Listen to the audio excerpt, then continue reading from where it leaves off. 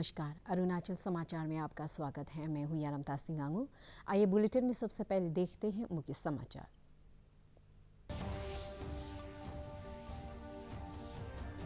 प्रधानमंत्री नरेंद्र मोदी ने पहले शिक्षक पर्व के आरंभिक सम्मेलन के दौरान कई तकनीकों और पहल की शुरुआत। दृश्य श्रव्य बाधित लोगों के लिए भारतीय सांकेतिक भाषा कोश और ऑडियो पुस्तक का किया विमोचन।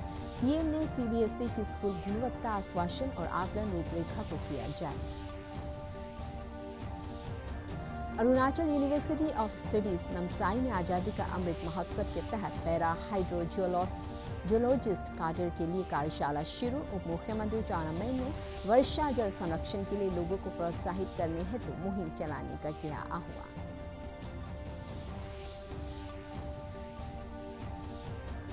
अपर सियांग जिले में भारी बारिश से सिमयुक मिनी हाइडल पावर स्टेशन की पाइपलाइन क्षतिग्रस्त होने से यिंगक्योंग और आसपास के इलाकों में विद्युत आपूर्ति बाधित।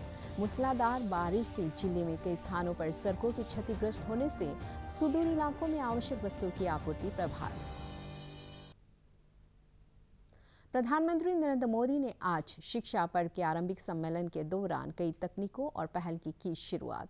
उन्होंने दृश्य श्रव्य बाधित लोगों के लिए भारतीय सांकेतिक भाषा कोश और ऑडियो पुस्तक का विमोचन भी किया। प्रधानमंत्री ने केंद्रीय माध्यमिक शिक्षा बोर्ड की स्कूल गुणवत्ता आश्वासन और आकलन रूपरेखा भी जारी की। उन्होंने निपुण भारत के लिए निष्ठा शिक्षक प्रशिक्षण कार्यक्रम तथा विद्यांजलि पोर्टल भी शुरू किए। ये पोर्टल शिक्षा क्षेत्र के स्वयंसेवकों, दानदाताओं और कॉर्पोरेट सामाजिक उत्तरदायित्व CSR योगदान करने वालों की सुविधा बढ़ाएगा।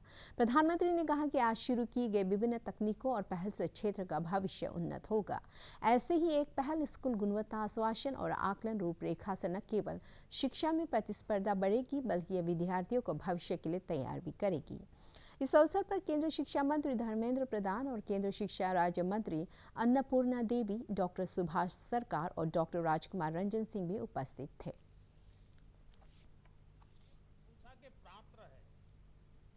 अब हमें इस भागीदारी को एक नए स्तर तक लेकर जाना है।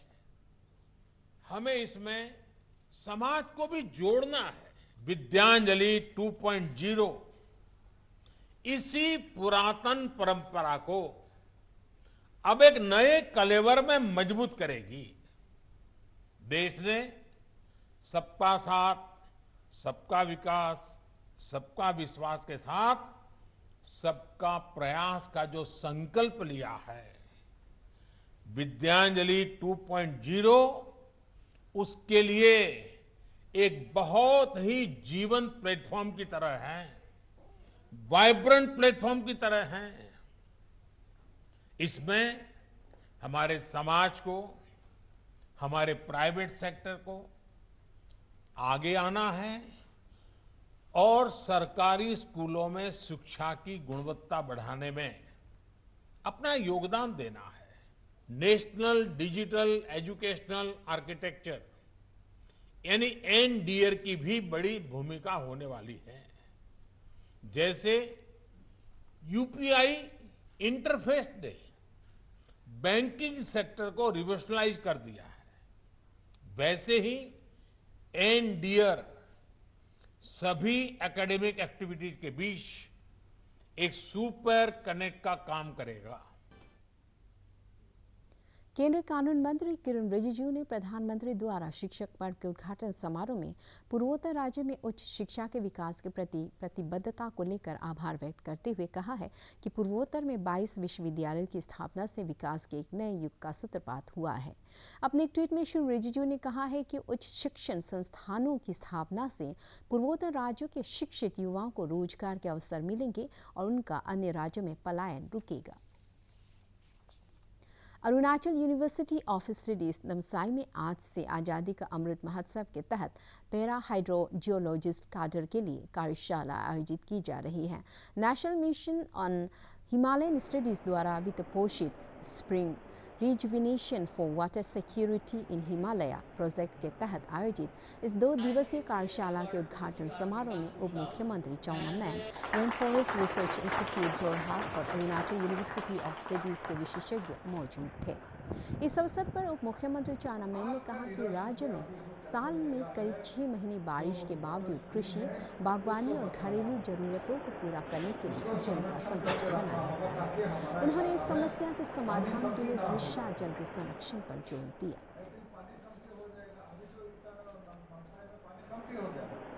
हम कितना वाटर सप्लाई प्रोजेक्ट और एग्रोमा मोडमा 3 दफा लेते रहे, तो हमारा स्प्रिंग वाटर को भी यूज़ करना होगा, हमारा सोर्स को भी यूज़ करना होगा। यहाँ पर ठीक है ग्रेविटी सोर्स नहीं है, यहाँ ग्रेविटी सोर्स नहीं है, कहाँ पहाड़ इलाका है ग्रेविटी सोर्स से स्प्रिंग, वो भी स्प्रिंग वाटर है, वहाँ से हम पानी ले आता है टाउनशिप में, उसको फिल्ट्रेशन करके पेय जल हम देते हैं लोगों को। लेकिन यहाँ में तो ग्रेविटी सोर्स नहीं है, अगर कहीं भी होगा तो उसको भी यूज़ करना होगा, अगर नहीं है तो स्प्रिंग वाटर यूज़ करना होगा, उसको बचाना होगा। मणिपुर के मुख्यमंत्री एन बीरेन सिंह ने चुराचांदपुर में आयोजित एक समारोह में गो टू हिल्स 2.0 कार्यक्रम का शुभारंभ किया। इस अवसर पर उन्होंने करीब 30 परियोजनाओं का उद्घाटन और शिलान्यास किया। इस परियोजना के तहत 51 करोड़ 52 लाख रुपए के उपकरण वितरित किए गए। मुख्यमंत्री ने चुराचांदपुर में PSA ऑक्सीजन प्लांट का भी उद्घाटन किया। श्री सिंह ने कहा कि राज्य सरकार प्रदेश में विकास की गति को तेज करने और पर्यटन को बढ़ावा देने के लिए जरूरी कदम उठा रही है।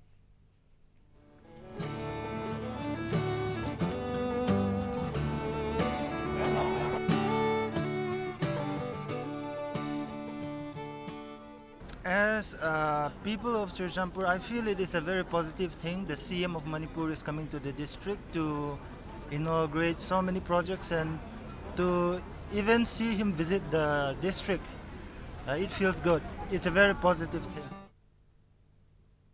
अगले वर्ष 20 जनवरी को नॉर्थ ईस्ट फ्रंटियर एजेंसी से राज्य के अरुणाचल प्रदेश के रूप में नामकरण के 50 वर्ष पूरे हो जाएंगे। राज्य विधानसभा के अध्यक्ष पासांग दोरजी सोना ने अरुणाचल प्रदेश की स्वर्ण जयंती समारोह को लेकर अपने कार्यालय में संबंधित विभागों के साथ एक बैठक की। गौरतलब है कि 20 जनवरी 1972 में अरुणाचल प्रदेश को केंद्र शासित राज्य का दर्जा मिला था और राज्य का नामकरण नॉर्थ ईस्ट फ्रंटियर एजेंसी से अरुणाचल प्रदेश किया गया था। 1994 बैच के APCS अधिकारी पेंगा तातो ने वेस्ट सियांग जिले के उपायुक्त का पदभार संभाल लिया है। इससे पहले वे देओमाली के अतिरिक्त जिला उपायुक्त के पद पर थे और श्री तातो ने आलो और कंबा में ESC के पद पर और राज्य के विभिन्न हिस्सों में सर्कल ऑफिसर के रूप में अपनी सेवाएं दी है। पदभार संभालने के बाद श्री तातो ने विभागीय प्रमुखों, गैर सरकारी संगठनों, आम लोगों और युवाओं से जिले के विकास के लिए योगदान देने की अपील की है।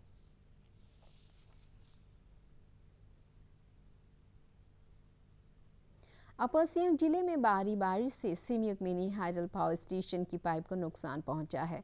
इससे जिला मुख्यालय यिंगक्योंग और आसपास के इलाकों में विद्युत आपूर्ति बाधित है। आधिकारिक सूत्रों के अनुसार जिले में मूसलाधार बारिश से कई स्थानों पर सड़कों के क्षतिग्रस्त होने के कारण सुदूर इलाकों में आवश्यक वस्तुओं की आपूर्ति प्रभावित हुई है।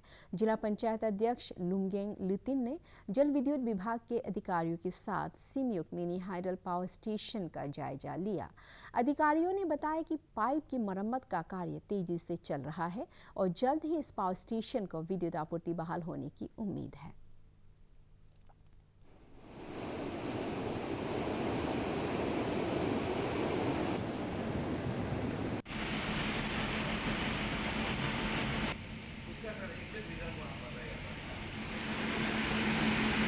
हाइड्रो पावर का बात है, अपर सियांग का जो है लाइफलाइन इलेक्ट्रिसिटी के लिए सिमयुक नदी से जो पावर प्रोडक्शन करता है जिंजिंग के सामने में, वो तो पूरी ये हो गया, डिस्ट्रक्शन हो गया उसका पानी का वजह से।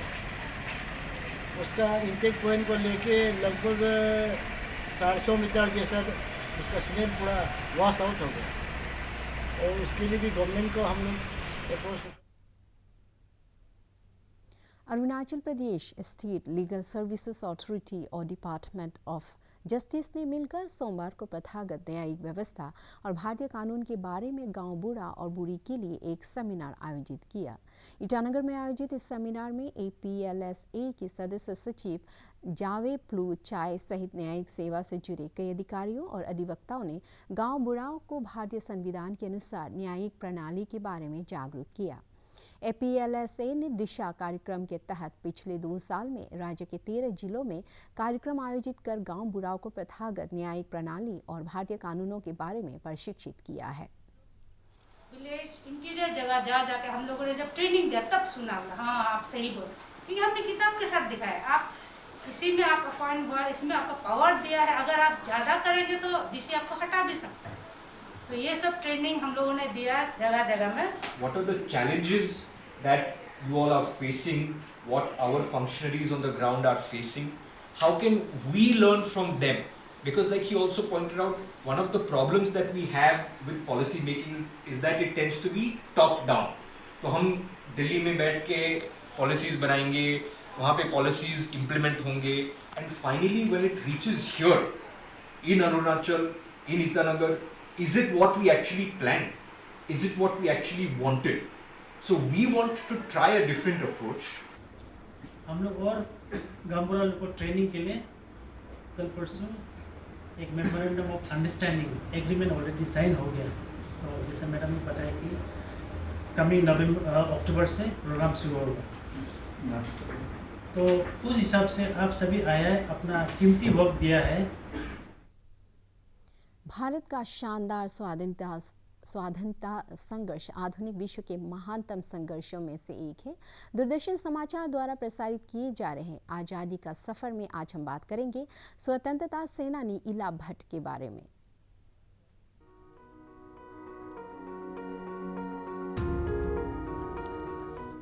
आज इला भट्ट का भी जन्मदिन है। उनका जन्म 1933 में इलाहाबाद में हुआ था। उन्होंने महिला सशक्तिकरण और जमीनी स्तर पर विकास के लिए महत्वपूर्ण कार्य किए। किशोरावस्था में वो स्वाधीनता आंदोलन से प्रभावित हुई, जो उस समय चरम पर था। गांधीवादी विचारधारा से प्रभावित होकर इला ने भी अहिंसा और आत्मनिर्भरता का मार्ग चुना। उन्हें जेंटल रिवॉल्यूशनरी भी कहा जाता है, क्योंकि वे हिंसा के बिना ही महिलाओं से जुड़े मुद्दे मुखर होकर उठाती थीं। इला भट्ट ने 1972 में भारत में सेल्फ एम्प्लॉयड विमेंस एसोसिएशन की स्थापना की। इला को 1977 में सामुदायिक नेतृत्व के लिए रामोन मैगसेसे पुरस्कार प्रदान किया गया। भारत सरकार ने उन्हें 1985 में पद्मश्री और 1986 में पद्म भूषण से सम्मानित किया। इला 1986 से 1989 तक संसद की सदस्य भी रहीं। इला भट्ट द एल्डर्स समूह से भी जुड़ी रहीं। ये शांति, न्याय और मानवाधिकारों के लिए मिलकर काम करने वाले वैश्विक नेताओं का समूह है। इला बाल विवाह की समस्या सहित महिलाओं और लड़कियों के लिए बराबरी की पहल करने के लिए विशेष रूप से याद की जाती हैं। उन्हें जमीनी स्तर पर उद्यमिता के माध्यम से महिलाओं के सशक्तिकरण में आजीवन उपलब्धि के लिए प्रतिष्ठित रेड क्लिफ मेडल और इंदिरा गांधी शांति, निरस्त्रीकरण और विकास पुरस्कार 2011 से भी सम्मानित किया गया।